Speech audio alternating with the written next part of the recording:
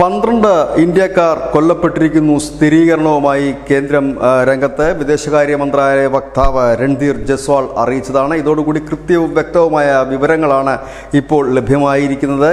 റഷ്യയിലെ കൂലിപ്പട്ടാളത്തിൽ പണിയെടുക്കാൻ പോയവരുടെ വിവരങ്ങൾ ഇപ്പോൾ ലഭ്യമായിരിക്കുന്നു. കൃത്യമായ കണക്കുകൾ ഇപ്പോൾ ലഭ്യമായിരിക്കുന്നു. 126 പേരാണ് ഈ റഷ്യൻ കൂലിപ്പട്ടാളത്തിൽ പ്രവർത്തിച്ചിരുന്നത്. ഇതിൽ 96 പേർ മടങ്ങിയെത്തിയിരിക്കുന്നു.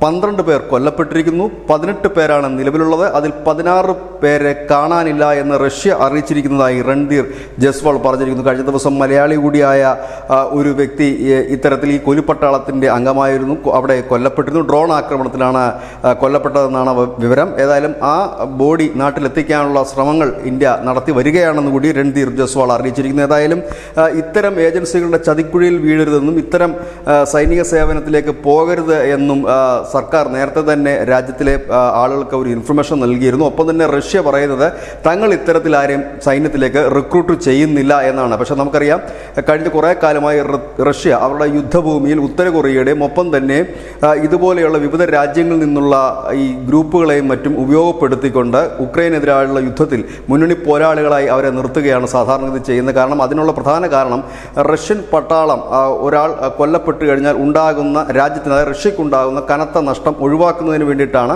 1-2 ദിവസത്തെ പരിശീലനം നൽകി ഇത്തരം ആളുകളെ യുദ്ധഭൂമിയിലേക്ക് തുറന്നുവിടുന്നത്. അവരെ സംബന്ധിച്ച് യുദ്ധഭൂമിയെക്കുറിച്ച് യാതൊരു വിവരവും ഉണ്ടായിരിക്കില്ല.